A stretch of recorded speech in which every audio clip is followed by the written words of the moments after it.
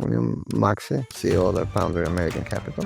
You inspire people, but you need to get inspired. Natyrisht që biznesin e bën njerëzit, sepse ti bëhesh i pasur mësueshëm, ti tregoj që duhet të mësu. Leadershipi përcakton suksesin ose jo të kompanisë. Sepse ti e shikoj që një ambientin jo të dur për të zhvilluar profesionalisht. Jump to the next one. Ai që dita strukturohet gati transakcion, është e me eksperiencë. Sigurosh anën financiare të mirë, duhet biznesit të jetë suksesshëm, që biznesi të jetë suksesshëm, duhet një vizion të jetë i dur dhe njerëzit që bëjnë këtë biznes besojnë ke leadership dhe mbështesin në tjetër. Ti je një lider i mirë, para duhet të kesh vizion. Kuptosh mirë që çfarë pritet prej teje në këtë biznes, dhe të kuptosh që nëse je në vendin e dur në këtë ekip, çdo gjë dështon, nëse ky është lideri ideal. Okay, prapun, William Maxey, ose Maxine Chasley, jam CEO dhe founder American Capital. American Capital është private equity ose kompani investimesh, e cila investon në kompani të ndryshme me qëllimin e shitjen e këtyre kompanive. Unë CEO takikisht eksperiencën mbi 3 vjeçare në fushën e financave dhe biznesit në Shqipëri dhe në botë. Cila është problematika kryesore që të shtyn të investosh ose mos investosh në një kompani? Okay, natyrisht biznesin e bën njerëzit dhe në çdo kompani të shikon në nivelin e njerëzve, sa është niveli i talenteve në atë kompani dhe kuptohet që një ambient me talente pozohet që të zgjidhë një leadership i cili i ka build të talente dhe i ka zhvillu këto talente. Dhe të shikon leadershipin e këtij biznesi dhe shikon që si ky leadership ka arritur të inspirojë të njerëzit, se faktikisht leadershipi në një tjetër është niset në vizionin çka ka si vizion si biznes, ky si lider dhe si ky inspiron njerëzit ose i bën njerëzit për veten e tij në mënyrë që ata të arrijnë ta shtyjnë këtë vizion përpara. Dhe kompanitë e suksesshme kanë lider të suksesshëm, të cilët arrin që ato vizionet e tyre ta çojnë përpara. Nëse kompanitë të cilat mungon leadershipi i dur, atëherë ato kompani nuk kanë suksesin e dur, kjo tregohet si në barabatin e njerëzve, çfarë talentesh ka aty, njëkohësisht edhe duket në rezultatet financiare të tyre. Kjo njëkohësisht është edhe oportunitet. Dhe faktikisht duke ndryshuar leadershipin, ti arrin që përmirëson më shpejt këtë kompani dhe nëse me aksionerin e vjetër ose pronarën e vjetër kjo kompani fitonte 2 lekë, ti e shikon që kjo mundësi të bëj 4 nëse ti ndryshon leadershipin e kësaj kompanie dhe kjo është një fushë vizioni që ne shikojmë. Pra, ne shikojmë që nëse leadershipi është i dur ose jo, për ne ka tjetër vizion investimi, ka tregon si kjo mund të rritet me injektimin financiar tonë ose diçka tjetër, pra kjo është një biznes që e ka nuklin të shëndosh dhe me injektim financiar mundet të zhvillohet shumë shpejt. Dhe ne marrim atë returnin tonë. Dhe ne sillim ana financiare ke ky biznes. Ndërkohë që një biznes tjetër mundet që leadershipi është i gabuar dhe ai mund të bëjë shumë më shumë biznes se ç'bën, por duke qenë se ka leadershipin e gabuar, në këtë rast ne gjë e parë mendojmë si do të zëvendësojmë këtë leadership dhe mendojmë që ky biznes pa shumë injektim financiar si mund të konvertohet të rritet më shumë fitimi duke pas një leadership të ri. Nga perspektiva e një punëmarrësi, sa i rëndësishëm është leadershipi për mua? Leadershipi është shumë i rëndësishëm sepse e para që leadershipi përcakton suksesin ose jo të kompanisë. Duke qenë kompania e suksesshme, ti ke më shumë shanse të jesh suksesshëm. Nëse kompania nuk është e suksesshme, pavarësisht përpjekjeve tua maksimale, you will not be successful sepse kompania vet nuk ka dhënë sukses. Dhe këtu leadershipi është ai që e drejton kompaninë, siç thot populli, tashku që vetëm nga koka. Kështu që faktikisht është ajo që e drejton kompaninë, ajo që bën më të sukses me kompaninë. Çfarë zgjidhje ka kur vetë shefi im nuk më zhvillon profesionalisht? Më fakt, duhet që pra faktikisht nëse ti e shikoj që një ambientin jo të dur për të zhvilluar profesionalisht, jo natyrisht që you have to talk with your boss, fillimisht, pra flasësh me shefin në aspektin që ka vishti gjykosh, që a ka shanse situata të ndryshojë, edhe sa shpejt ose bon kjo situatë ndryshojë, sepse mund ndodhi që ai ka planet e veta që do bëj këto 1, 2, 3 ndryshime, se faktikisht nuk është vetëm ai lideri kryesor, janë nën liderat e tjerë për quaj. Mund që problemi shkakton nën liderat e tjerë, që ai nuk ka autoritet mjaftueshëm të komandojë të tjerë më radh. Nëse ai për shembull thotë që shiko, këto 2-3 do hiqen brenda 2-3 muajsh. Le pak kohë. Në fjalë thotë që për 6 muaj we can meet again edhe e shikojmë situatën, then you take your decision. Në fjalë që merr këtë vendim që thuaj prit se po pres edhe 6 muaj sepse do të lëshohet diçka aty që unë të arrit të performoj në këtë shoqëri. Qofse ti e shikon që ai nuk shikon problemin siç e shikon ti, then you have to say thank you very much. Find another job first and jump to the next one. Si kuptohet kur një vend pune është serioz ose në kaos? Faktikisht çdo kompani nga kultura e vet të punës. Ti e shikon nga mënyra se si kërkohet llogari, nga si hecin njerëzit në korridor, a bëjnë zhurmë, bëjnë shumë. Gjitha këto janë forma që tregojnë diçka, kupton? Pra sa serioz ose jo është lideri i kompanisë, sa llogarit kërkojnë apo jo, sepse nëse jemi kompani që kërkon asnjë llogarit, prap nuk është kjo kompania që ti do sa çdo performojnë nesër pas nesër. Qofse llogaria kërkohet në mënyrë profesionale është tjetër gjë, që se llogaria kërkohet duke bërtit është tjetër gjë, pra varet të gjitha këto ti vendos gjykimin tap që të kesh diçka është relative. Pra fjala profesionale është diçka relative, për dikë është relative diçka tjetër, për dikë është nivel më të ulët, dikë është nivel më të lartë. Pra ti do të vendosësh me shkallën tate të vlerësimit që kjo seriozitet ose jo i kësaj kompanie është ai që në fundit do më bëj mua që të shkëlqej e të krijoj një karrierë të suksesshme apo jo. Dhe në këto vendime normalisht duhet lënë kohë e dur, por nuk duhet ta zgjasësh shumë nëse ti nuk ndihesh komfort në një ambient caktuar. Në rast se gjithçka shkon mirë me vendin e punës, si mund të marr më tepër përgjegjësi? Me gjithmonë duhet të kërkosh për një përgjegjësi, pra përgjegjësi të reja, sfida të reja, pra një farë mënyre, nëse ti shikon që në punë ku je ti mund të bësh më shumë me diçka të caktuar, qoftë në departamentin tënd, cilin mund ta zhvillosh më shumë në një drejtim të caktuar, mendoj që është për mirën e kompanisë. Qoftë që duhet jump në një oportunitet tjetër, se mëra kompanisë ka oportunitet tjetër, largohet i dikush ose kryetë të departamentit të ri, you always have to jump on it, nëse mendon që aty në atë pozicion që je ke plotësuar gjitha dhe duhet kalosh në diçka tjetër për më shumë përgjegjësi. Si reagon një lider i keq dhe një lider i mirë kur i kërkon rritje rroge? At first you have to ask for. Pra, normalisht ta themi liderët e mirë ose kompanitë e shëndoshta, po themi thjesht lideri kanë një sistem të zhvilluar brenda kompanisë. Pra atë quhet career path. Dhe e ka transparente deri diku. Pra ti e di që unë sot jam në këtë nivel. Të hypi këtu dhe shkoj atje më radhë, ti e di pathin tat. Nëse ky path i brenda shoqërisë që është bërë një orë, përputhet me atë motivimin e ambicien tënde, atëherë you know that you're at the right place. Dhe një farë mënyrë këtu çdo gjë është më transparente në aspektin që you have every year goal setting, pra vendos objektiva që pritet nga ty, se çdo gjë ka të bëjë me expectations. Pra praktikisht duhet që të kërkosh nga shefi jot ore çfarë pret nga unë.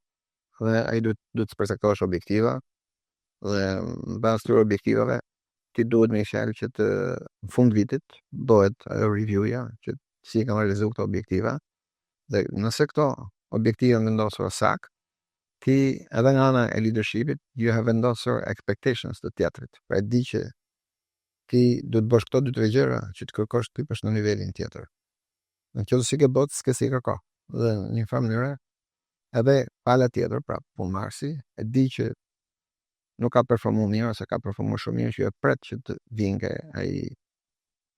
Kjo e bën që në kompanitë organizuara mirë e bën që expectations ndërmjet punëdhënësit dhe punëmarrësit ose bosit të atë tjetër më shërbet bën që të jenë të parafruara me njëra tjetrën, se gjithmonë problemi lind nga mos përputhja e këtyre. Pra mundet që ti të kesh një lider i cili mund të jetë shumë ambicioz, pret shumë prej teje, por s'ka thonë si herë fat prej teje. Ti nga ana tjetër, duke net kot mendon që kaq më fan kaq bonë. Tash do më shumë karrierë, më shumë rrogë të tjera radhë.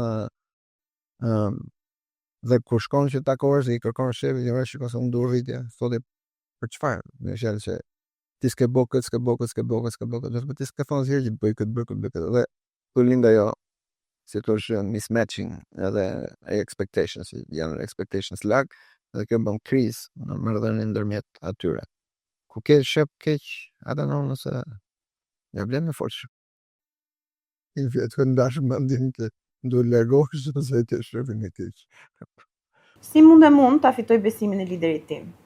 Shikom, lideri në fundit është një person i cili është i driver nga disa norma fitimi ose biznesi, KPIs, Key Performance Indicators, nuk e di tash në shqip. Dhe ky si person është duhet shikosh që çfarë objektivesh ka ky person. Në fundit ai do që dali suksesshëm në punën e tij si lider i biznesit. Nëse ti e shikon që ti mund ta ndihmosh këtë që dali i suksesshëm, then you are on the right track, sepse ai e shikon që ti e ndihmon që ai të jetë i suksesshëm. Nëse ti këtu fillon can do attitude në shumicë të rasteve. Për ka shumë njerëz që e kanë can do attitude që ti sot jepi diçka, ai e djen zgjedhjen e asaj diçka dhe ja heq dhimbjen e kokës shefit gjithmonë. Ndërkohë ka të tjerë që nuk bëhet. Pra, që do i thuaj që nuk bëhet, nuk bëhet. Dhe ke vetëm arsye pse s'bëhet, nuk ke arsye që bëhet. Ky person normalisht shefi do të thotë një moment largohu se më lodha në aspekt më i fjalë, sepse nuk ka can do attitude, pra nuk e ka atë attitudin që duhet ta bëj diçka. Dhe faktikisht ai që ka më shumë rëndësi në këtë marrëdhënie ka më shumë attitude, pra attituda e punëmarrësit që ai të mundohet të japi zgjedhje sa më shumë problemeve dhe ta bëj shefin e vet sa më suksesshëm, se po bësh shefin e suksesshëm edhe ky është i suksesshëm dhe në këtë mënyrë ai është i nevojshëm për shefin. Nëse ai është dhimbje koke, jo kohë për shefin, atëherë ai thotë e di që më largo se më harxhon kohën, mi thënë mirë s'po më ndihmon, po edhe më harxhon kohën në këtë më. Çfarë mund të bëj unë që të jemi pa zëvendësueshëm në punë? Nëse ti bëhesh i pa zëvendësueshëm, ti tregoj që duhet zëvendësu. Pra gjithmonë ka bëjmë ato alignment me objektivat e biznesit. Pra normalisht një entitet, pra një biznes, duhet të jetë i suksesshëm në mënyrë që njerëzit që punojnë këtë biznes të jenë suksesshëm. Sepse nëse biznesi nuk është i suksesshëm, natyrisht që njerëzit nuk kanë si të jenë suksesshëm në atë mes. Dhe do filloj kriza, sepse këta njerëz nëse janë ambicioz dhe biznesi nuk arrin që ti kënaq në fjet kërkesat e tyre financiare të karrierës së tyre, do s'duan të largohen, pra nuk është do lindi ky si problem. Në mënyrë që ti jesh sa më i vlefshëm për një entitet, duhet që ti e para të kuptosh mirë që ku ky biznes po shkon. Të kuptosh mirë që çfarë pritet prej teje në këtë biznes dhe të kuptosh që nëse je në vendin e dur në këtë ekip për të ndihmuar që biznesi të shkojë në këtë, sepse edhe kjo është një ti mund të jesh i talent shumë i mirë, por ja vendos vendin e gabuar. Ti më thënë duhet që në komunikim me provën tënë duhet të thush me fjalë që shiko, nëse më vendos në këtë rolin tjetër, besoj që performoj më mirë. Më jep më shans më shumë atje dhe I can do more for the company. Edhe njëkohësisht jep dhe ide se çfarë do bësh kjo kompani. Pra kur u kryu fillorti i Ballkanit, faktikisht ishte mas një periudhë që unë isha vetë viti parë partner, isha shumë i ri po do bashkoheshin shumë vende dhe duhesh lideri i gjithë këtyre vendeve.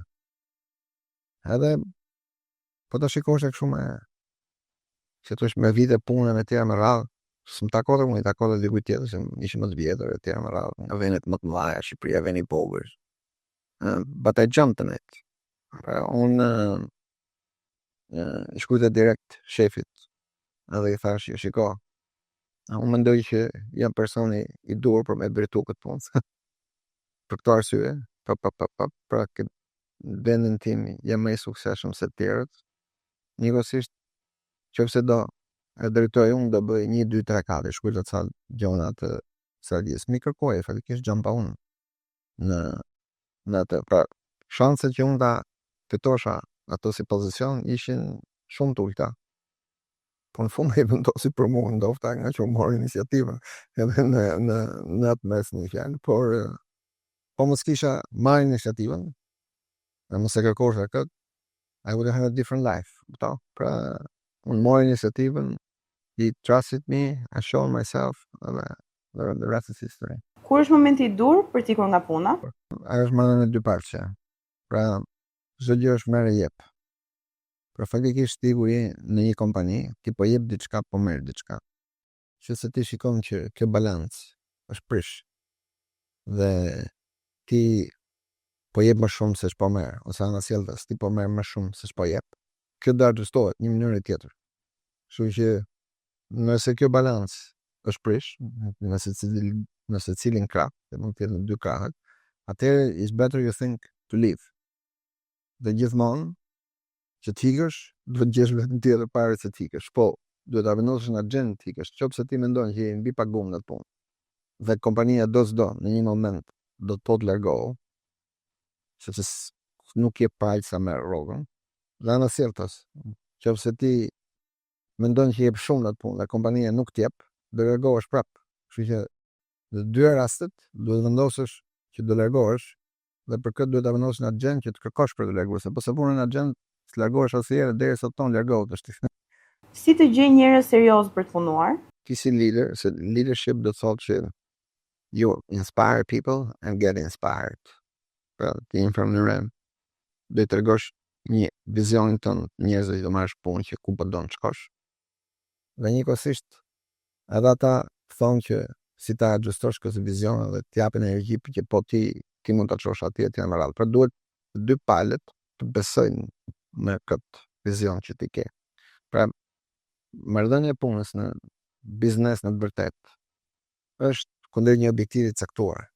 Ti je coach I një ekipi futbolli, meqenëse jemi pranë kampionatit futbollit, që ti me ishel do që të krijosh ekipin.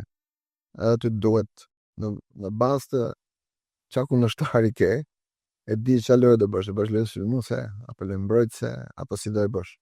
Dhe në funksion të kësaj, ti e di që për ndeshjen me Polonin të duhen këto talente, 1, 2, 3. Ndërkohë që për ndeshjen me Ukrainën të duhen këto talente të tjera, do të ndryshon loja jote në të më radh. Dhe pra ti duhet e para që ti jesh I qartë në vizionin tat, duhet që vizionin tat ta besojë ai që po vjen punë, sa ai nuk vjen punë, s'po vjen punë thjesht me marrë rrok. Kjo është ai problemi. Nëse tjetër vjen thjesht me marrë rrok, nuk beson ke vizionin jot, atëherë do lindi problemi. Herë vonë do lindi problemi. Natyrisht nuk duhet jemi jo realist që gjithë fundit edhe ai lideri punon për lekë që në shtëpi. Pra nuk kurse do ta heqim jashtë ekuacionit këtë që punon vetëm për dali. Ka të bëjë me fjalë ana financiare, por ti je sigurosh anën financiare të mirë, duhet I biznesi të jetë suksesshëm, që biznesi të jetë suksesshëm duhet vizionet të jetë I durë dhe njerëzit që bëjnë këtë biznes janë njerëzit të durë dhe besojnë ke leadership dhe mbështesin në tjetër kundër të suksesit. Pse shumica e marrëdhënieve dështojnë në fillim? E para që çdo gjë dështon, nëse expectations are not right. Nëse çfarë pret ky individi nga lideri dhe çfarë pret lideri nga individi nuk janë të vendosur në ekuilibrin e dur. Pra e para se janë komunikuar sakt. Po ti nuk e di çfarë. Kur vjen dikush në punë, gjë e parë është të marrë rrok. Pra atë që një nga investimet në bujqësi, ishte italian e burgjetër dhe I mëson dhe shiko, gjithë to që vinë me punu këtu vinë me 10 ditën e punës. Nuk vinë me punu. Një atë aspekt e kishte merren që ti duhet kujdesesh që të angazhohen në punë, se këta vinë me marrë rrogën. Në një mënyrë duhet ti vesh në punë. Po edhe keni profesionale duhet ta kuptosh që ai çfarë pret nga ky që ke marrë në punë që pa paguën. A duhet ja bësh qartë sa më shpejt, sa që biles në intervistën e parë. Që ai ta kuptoj çfarë do vojë, edhe që nesër pas nesër mos ketë debat që jo po unë kujtova kështu, unë kujtova ashtu. Sepse asnjërin palë kur prishet marrëdhënia nuk është gjë e mirë, sepse edhe për punëmarrësin do të duhet të shkojë të kërkojë diçka tjetër, kishte bërë ca plane, prishin ato plane etj. Por nuk është mirë për asnjërin. Që kjo marrëdhënie të ekzistojë sa më gjatë, duhet që two parties to talk as much as possible, pra që të setin ato expectations në nivelet e duhura. Për ti e pret fare mirë se çfarë pret ai prej teje dhe njëkohësisht çfarë mund të japësh ai, çfarë pret ti prej tij nga krau tjetër. Dhe njëkohësisht edhe expectation tuaja qoftë afat shkurtër qoftë afat gjatë. Ca nga ato që kanë fillu fillimisht presin që të marrën dhe ownership të kompanisë. Në farë mënyrë, kupton, dhe aty why, se ti sa ownershipi ka të bëjë me kapitalin, nuk ka të bëjë me kontributin punë, pra duhet ndarë në nivel çfarë është ownershipi për sa i përket kapitalit, çfarë është kontributin punë. Dhe ti një fjalë duhet që të kesh expectation e duhura që për kontributin punë ti pagohesh në mënyrën e duhur se ti mendon. Qoftë afat shkurtër, qoftë afat gjatë. Dhe këto expectation duhet të jenë sa më realiste. Si funksionon piramida e hierarkisë në një biznes shërbimi? Sepse brenda professional service ka disa dyshon nga lloj në lloj. Pra piramida do të jetë do bazë i gjerë ose me bazë më të ngushtë. Tash kur është piramidë me bazë më ngushtë, tregon që ti ke atë lidhjen dy nën lidhja edhe dy dimsa, e marrë ekip 8. Që kjo të funksionojë, që të funksionojë matematika ekonomike në fund, duhet që rate që këto charge të jetë sa më i lartë. Dhe pra këtu hyn shërbime shumë speciale. Pra për shembull në corporate finance ose në M&A, pra ti po këshillon dikë që të blejë biznes ose si të shesi biznes, kupton? Nëse vlera e transaksionit i biznesi, po them, është 5 milion euro ose 10 milion euro, he should pay 100,000, 200,000 euro konsulencë për këtë punë. Natyrisht, këtu ai nuk është se do paguaj, nuk pagon juniors, pagon eksperiencë, sepse ai që dita strukturohet atë transakcion është ai me eksperiencë. Dhe ky është një biznes i cili rate është i lartë. Ndërkohë që ke biznes tjetër, siç është bookkeeping ose kontabiliteti. Ky është një biznes që ratet janë më të ulta, kërkon atë eksperiencën e vet, por nuk është gjë shumë me eksperiencë dhe nuk është një gjë që ti se kur shet biznesin një biznes ty në jetë ka përqit, nuk përse ke shumë. Përse këtë do bësh transakcion ditë për ditë, dhe do bësh entries ditë për ditë, kupton? Ky është biznes me bazë të gjerë, që do të thotë që ti duhet të kesh sa më shumë juniors të hedhin ato entries on a daily basis, në mënyrë që ti në kokë të merresh vetëm me ato që ke vlerë, që eksperienca jote ka vlerë, pra përgatimin e pasojave financiare, shikimin për pasojave financiare, menaxhimi i stafit deri diku, edhe menaxhimi i klientit. Pra edhe këtu rate është i ulët, nuk është si në corporate finance, është tjetër rate. Dhe si e tillë që ti vetëm si që ti bësh parë në këtë biznes, është që të kesh ekipin sa më të madh. Po e pa dhe ekipin e vogël është self-employment. Cila është diferenca e leadershipit midis këtyre dy piramidave? Po kur është ekipi ngushtë, pra faktikisht është më shumë, që më thonë, lideri është njëkohësisht pjesë e dhënies shërbimit shumë, sepse ai angazhohet vetë në atë drejtim. Pra është edhe diçka e vogël. Pra paga shumë si familje, po them se në atë aspekt do duhet ta kuptojnë njëri tjetrin shumë mirë, nuk ka vend për po them për mos kuptim në atë mes. Dhe duhet punojnë në mënyrë perfekte me njëri tjetrin, se është ekip i vogël në këtë aspekt. Kështu që ky ekip zakonisht konsolidohet dhe nuk parandryshon. Pra gjithkohë për kohë gjatë ky si ekip vetëm thjesht vetëm të ardhur të ekip gjë si ekip, kupton? Ndërsa kur e ke ekip të gjerë, ti leadershipi ka të bëjë, ti si lider duhet ngresh një 2-3 nën lidera, se sa të menaxhosh vetë, kjo si është ekipi i madh. Duhet që këto 2-3 nën liderat të kuptojnë fare mirë vizionin tat dhe të arrijnë që të zhvillojnë ekipin poshtë në bazë të këtij vizioni. Dhe këtu do kesh lëvizje, pra do hikin e do vinë njerëz të tjerë më radh, pra ne ka shumë rëndësi që vizioni dhe kultura e kompanisë, i setup by the leader, është kuptuar fare mirë nga nën liderat dhe i transmetohet pjesës tjetër të piramidës në mënyrë eksakte. Cilat janë pikat kryesore që tregojnë që dikush është partner i mirë ose rrezik? Edhe lideri, është njeri në fundit, edhe ai do që të dihet mirë këtë në punës. Pra thash, you inspire people, but you need to get inspired. Nikosisht. Pra, nëse ti si lider e shikon që Erini është shumë e mirë ke puna vet, me fjalë, por she doesn't inspire me. Kupton? Se pa më jep energji negative, nuk më jep energji pozitive. Jo se është një vërtet, ha? Edhe në këtë aspekt pjell që diçka nuk shkon. Më stresuesja është ky rast sepse ti thua why, se gjonat shkojnë mirë, po ne stim që të flasim me njëri tjetrin, më kupton? Në këtë aspekt. Kështu që do të tentosh që të hapësh diskutimin me personin tjetër, që ta zgjidhësh këtë si çështje sa më shumë, sepse po agravit edhe më shumë. E bën edhe më të madh problem. Për çdo problem është që kur identifikohet, you have to deal with it. It doesn't go on its own. Duhet ta kurosh marrëdhënien që të vazhdoj marrëdhënia. Kur ke dikë që mund mos jetë fort i mirë kjo puna, por të karikon energji pozitive, you feel better in the situation, kupton?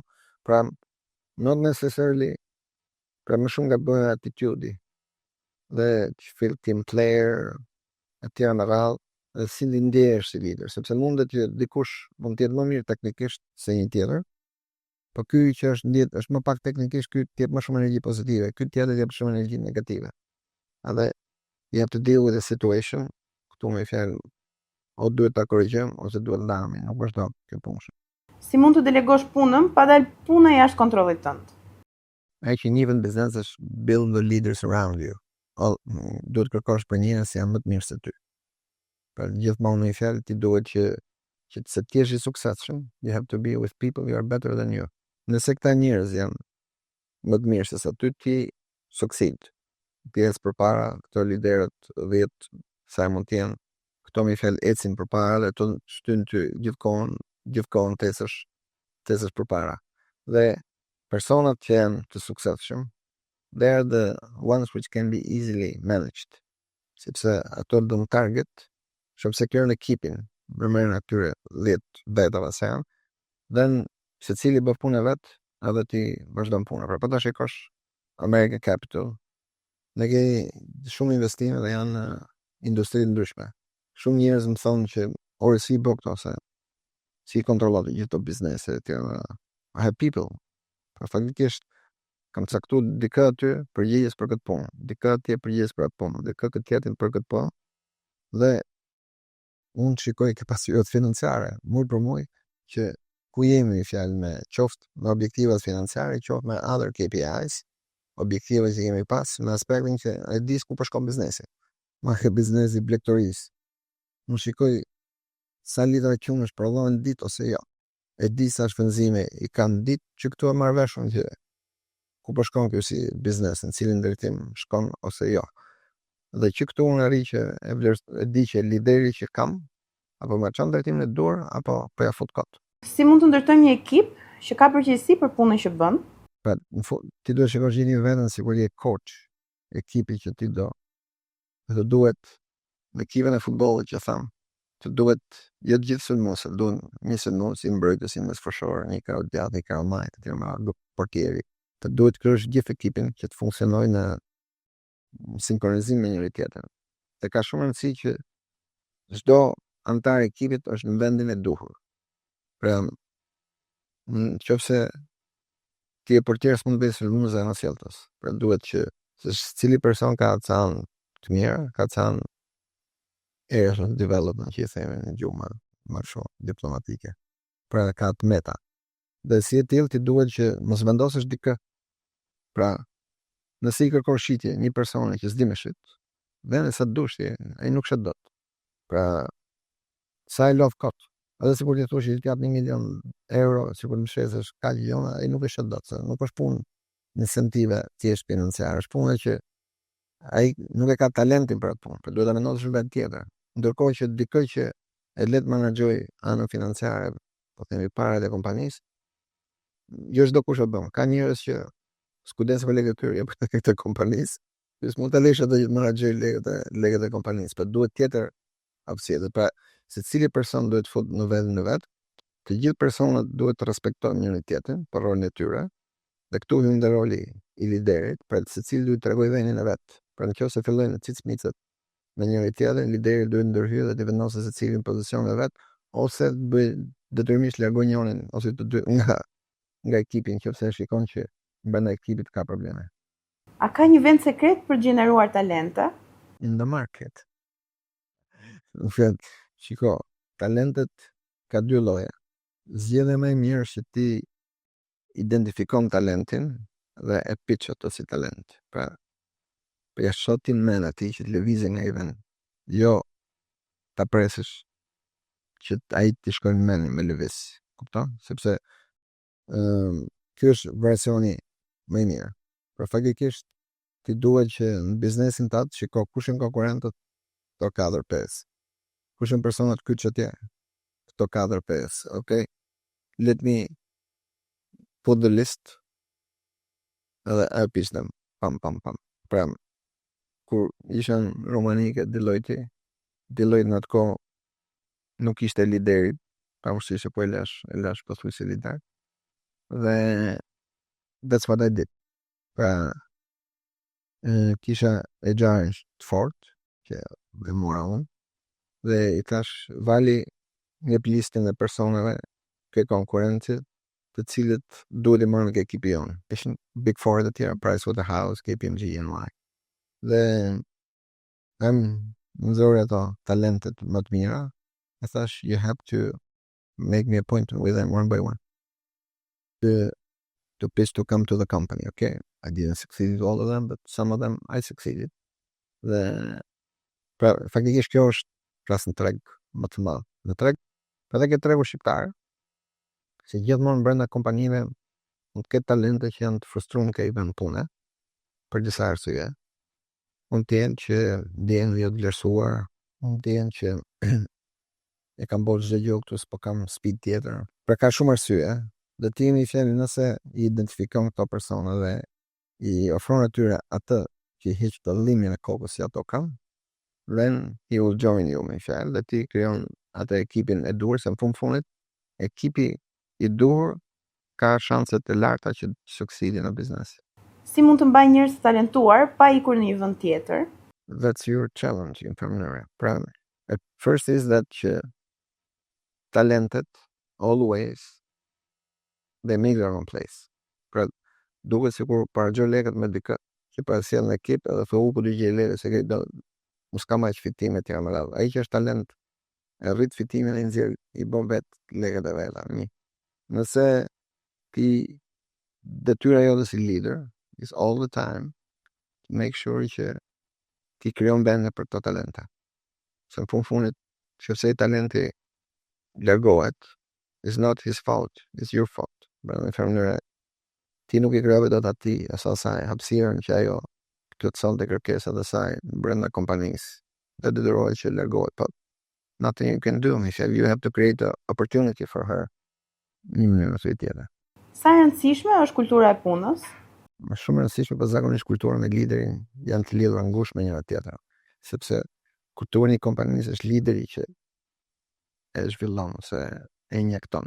Pra edhe brenda kompanive të mëdha siç atje u kam punuar së punën më prap.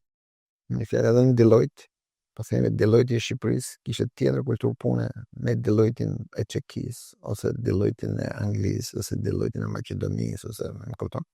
Pra, sepse ishte lideri dhe historia që ka krijuar ky lider i cili i jep atë kulturë atij entiteti, pavarësisht se mbërë një kulturë të madhe të gjithë kompanisë. Pra, si më thonë ato borders të ose parimet kryesore, shtyllat kryesore të kompanisë, të kulturës kompanisë janë përcaktuar në nivel global, po në nivel lokal varet se çfarë inspiron ti më shumë si lider edhe çfarë kulture e zhvillon ti si lider brenda ekipit.